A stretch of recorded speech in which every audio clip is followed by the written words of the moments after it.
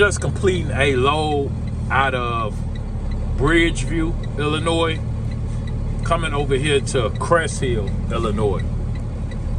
It was a total of 26 miles, and it paid $8.50 per mile, and it was just a total of $220. But I was already out and moving, so it wasn't a problem at all. I'm actually making a video kind of touching on this, which is my minimum or the least amount I require to move my truck, and this trip would really apply to one of the scenarios, because I got two different scenarios. One being I'm already out and moving in the truck, which is the situation I'm in today.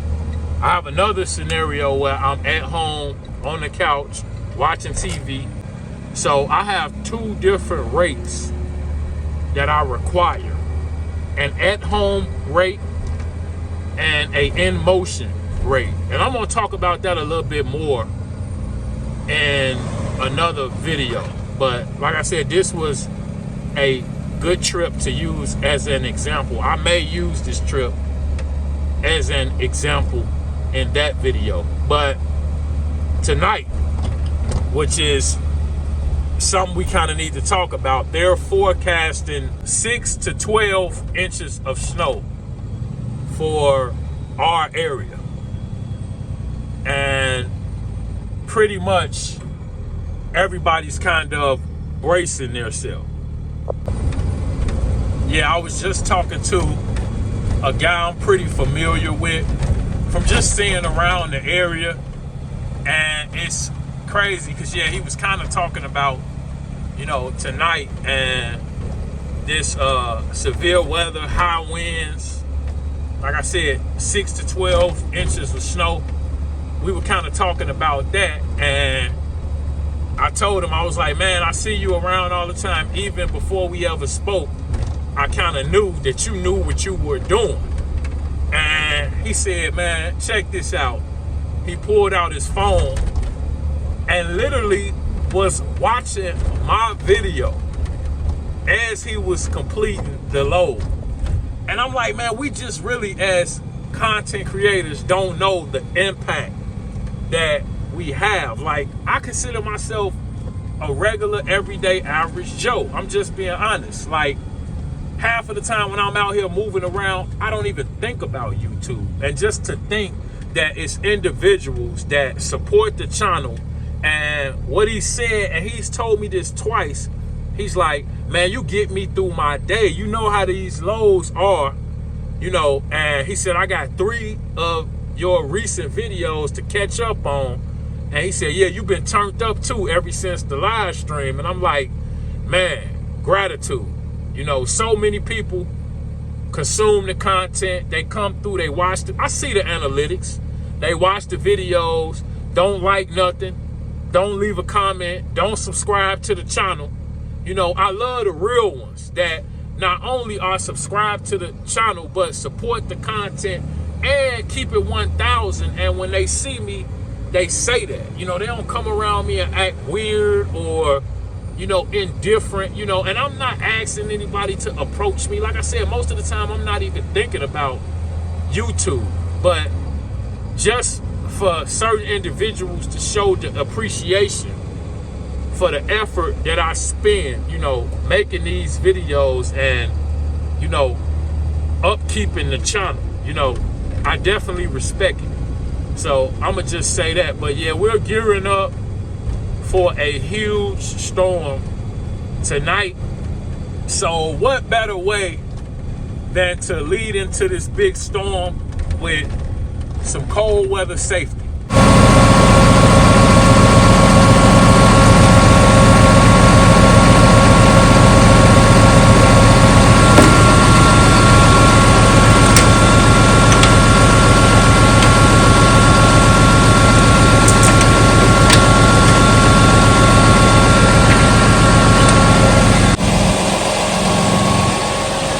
They're forecasting a winter storm here in the Midwest. A lot of areas are expected to get 6 to 12 inches of snow and have extremely high winds. So I've been kind of just here going over the truck, getting everything in order. And, you know, first and foremost, I think everybody knows that you need to have an additive in your fuel tank. A year ago, around this time, we went through that big freeze where a lot of individuals did not have an additive in their tank, myself included. I had some, but not enough. So most individuals' trucks froze up. If the truck didn't freeze, then other individuals, their batteries went bad and caused the trucks not to start. So there were a whole mess of issues last year when the sudden cold weather hit and the temperature just dropped out of nowhere. So I think that taught a lot of individuals a lesson that were running trucks at that point. And like I said, I'm here just going over everything right now. And first and foremost, you gotta have some type of additive in the tank. If it's not the brand I just showed you, they also have Hoy's, which is another pretty reputable brand. I think any of the Anagel works as long as you get it in soon enough and a large enough quantity. You know, it shouldn't be an issue with your fuel gelling. But you also have to worry about your engine oil, because that won't necessarily freeze, but in certain conditions it'll turn into sludge, and that'll prevent your vehicle from starting as well. So you'll go out to try to start up the truck and the oil won't circulate properly, which will prevent the truck from starting, similar to your fuel gelling. So that's something to think about as well. You want to, if you have a block heater and you have the resources, a long extension cord, an industrial extension cord, you want to plug these trucks up to keep that block warm. You're not just worried about the fuel freezing. You don't want your engine block to get too cold as well. So that's just something to think about, and a little tip I give you guys in this cold weather. Everybody talks about the fuel gelling, but that block needs to stay warm in extremely cold conditions as well. And most of these trucks, old and new, have block heaters. Then, like I said, you can use an industrial extension cord, plug it into an outlet, and then plug the other end into the block. And from there, the block will continuously remain heated. So when you do get a run and you need to go out and start the truck, the block will already be warm. Now, this won't keep your fuel warm. That's why you need that additive that I just showed you, or the Hoy's brand, or whatever brand you choose to go with, but it needs to be a anti-gel. Now, if you're already frozen, you're going to need the Diesel 911 brand in the red bottle, which will, over hours, work its way through your tank and begin to ungel the fuel that way. But that's for if the fuel is already gelled. If it's not already gelled, you can prevent that by using an anti-gel. Another product that I use during the winter months is called Hot Shot Secrets Diesel Extreme. It's another fuel additive that's supposed to remove a lot of the deposits and the buildup that comes from idling the truck. It's also supposed to reduce your regen cycles that your truck does regularly.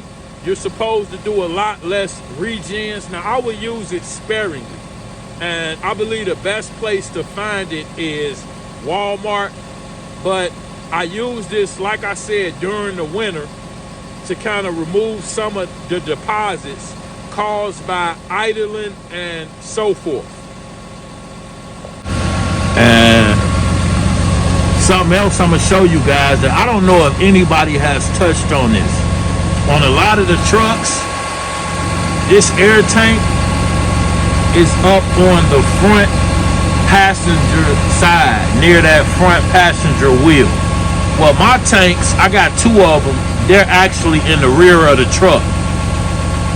Something you guys want to do, and I don't know if anyone's actually touched on this, these tanks over time accumulate condensation and fluid inside.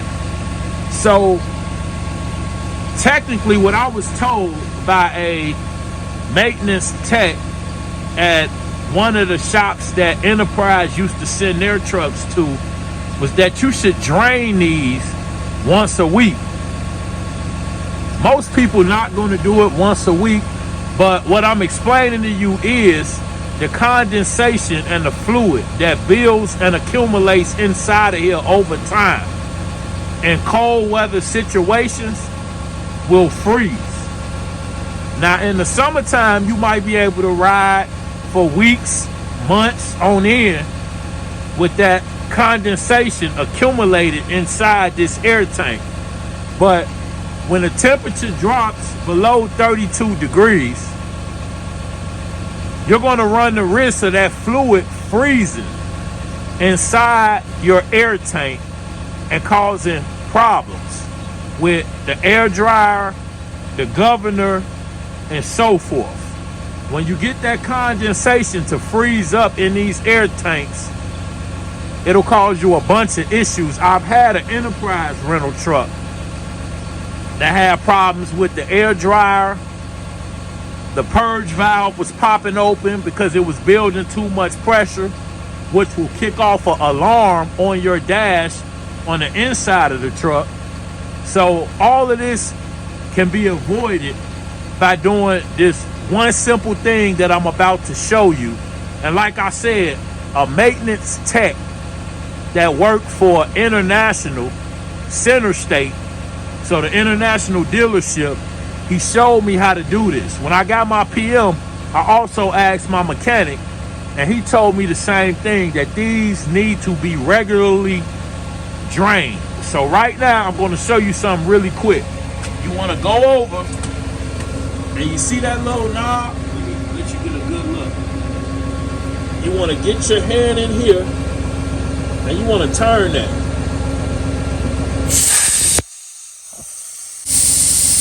And normally, you'll have two air dryers.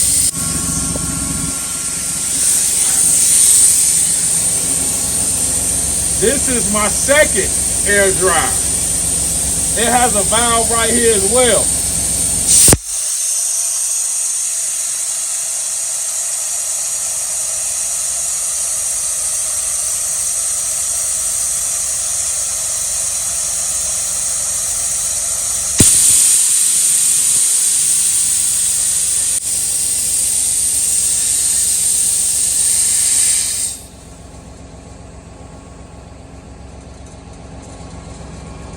And another thing that I was advised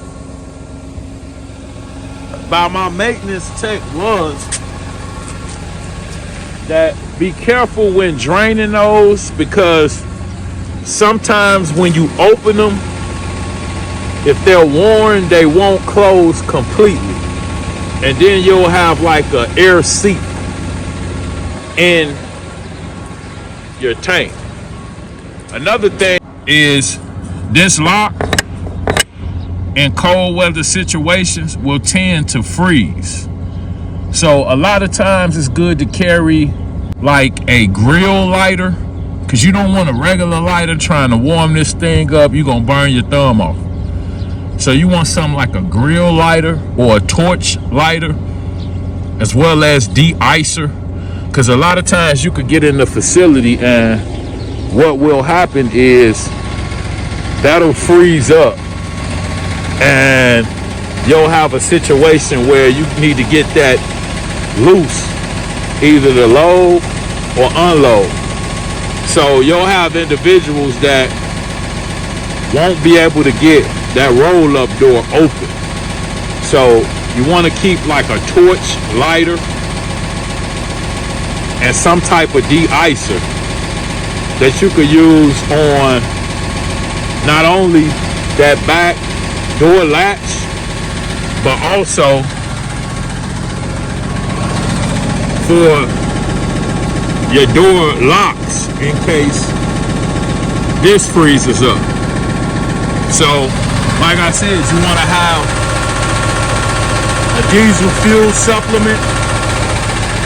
You want to make sure you're draining those air tanks once a week, just as I showed you. It's clockwise, I believe, to open, counterclockwise to close, and just be careful with those, because if you're worn, as I was advised by my maintenance tech, it's a chance that you can create an air leak when you open them. So you want to check them once you close them back up. So these are just a few cold weather safety tips. In these cold weather months, I would also keep coolant on hand in the truck. Make sure you're using the proper color for your particular piece of equipment. A lot of individuals don't know, but you have blue coolant and you have red coolant. They do not mix. So you need to use the appropriate color for the particular piece of equipment that you're running. Another piece of advice, I would keep starter fluid. And I know it tells you not to do this, but if you're ever the unfortunate individual that runs out of fuel or diesel, most likely is not going to start your truck alone. When you run out of fuel, you get air into your fuel lines. So you can add as much diesel as you want. Your truck is most likely still not going to start. A lot of times, if you call for roadside, they'll bring out ether. You do not necessarily need ether. Any old starter fluid will probably start the truck. And some, they have a box that you open up and you would spray the fluid into that box. On this particular truck, you're going to want to turn the key forward for 30 seconds, 3 to 4 cycles. After you do that, you're going to want to jump out, spray starter fluid into here.